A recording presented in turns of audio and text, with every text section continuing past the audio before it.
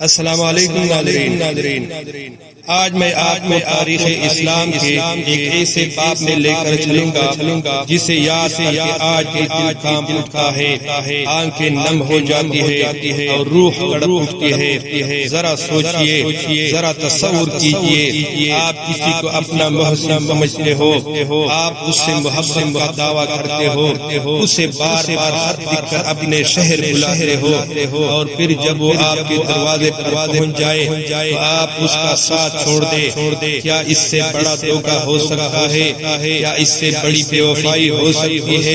کیا اس سے بڑا ظلم ہو سکتا ہے؟ یہ داستان ہے کوفہ کی، یہ کہانی ہے وعدے کے ٹوٹنے کی، یہ قصہ ہے بے وفائی کا، یہ خوف اور پشیمانی کا قصہ ہے۔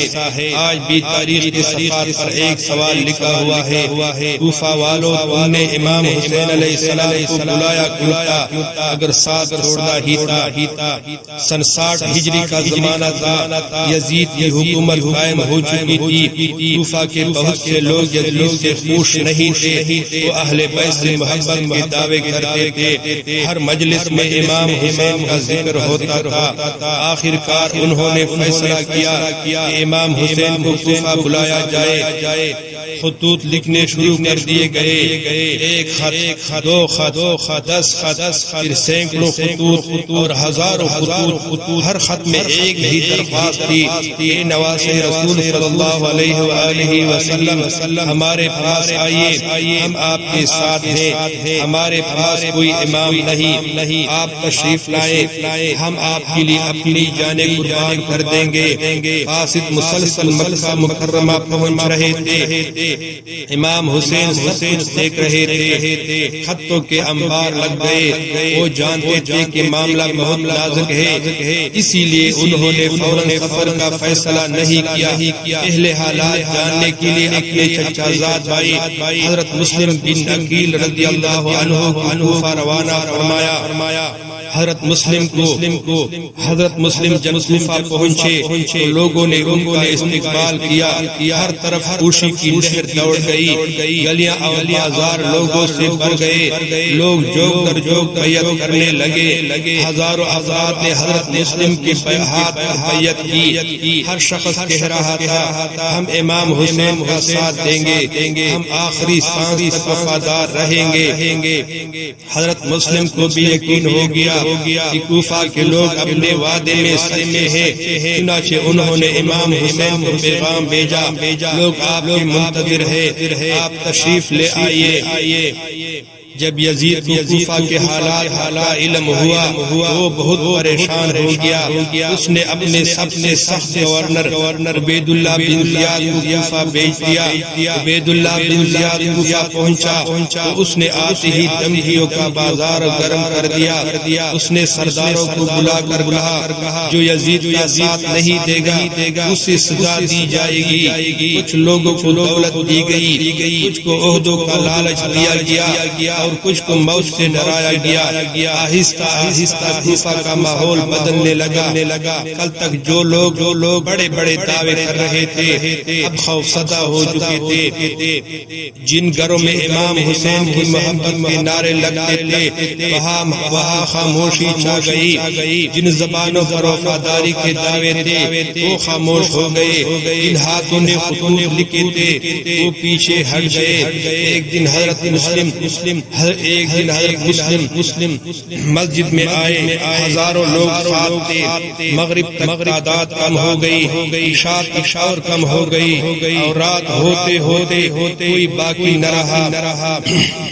حضرت مسلم تنہا کھڑے تھے، وہی لوگ جو کل تک جان قربان کرنے کی قسمیں کھا رہے تھے آج کہیں نظر نہیں آ رہے تھے۔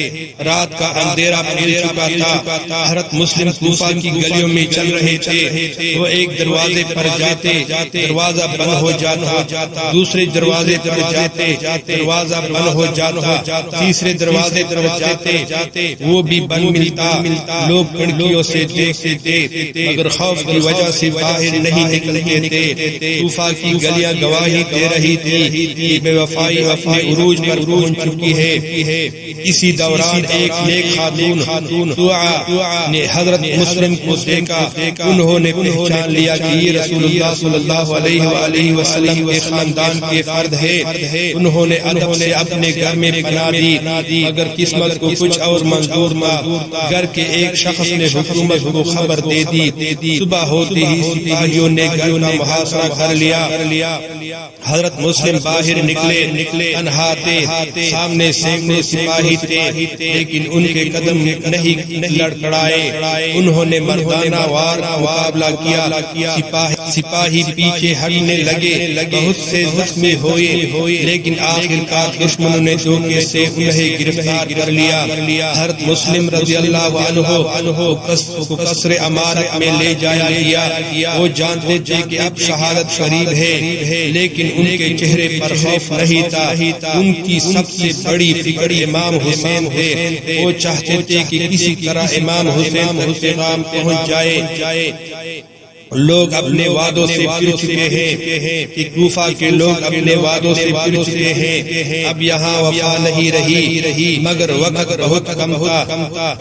ادھر امام حسین اپنے اہل خانہ کے ساتھ سفر پر روانہ ہو چکے تھے۔ راستے میں انہیں حضرت مسلم کی شہادت کی خبر ملی، ساتھیوں کے دل دہل گئے، لیکن امام حسین نے حق کا راستہ نہیں چھوڑا۔ انہوں نے فرمایا کہ جو واپس جانا چاہے جا سکتا ہے، لیکن وہ خود حق اور سچائی کی خاطر سفر جاری رکھیں گے۔ آخرکار کربلا کا میدان آ گیا۔ یہ وہ مقام تھا جہاں تاریخ ہمیشہ کے لیے بدلنے والی تھی۔ امام حسین کے ساتھ صرف چند جان نثار ساتھی تھے۔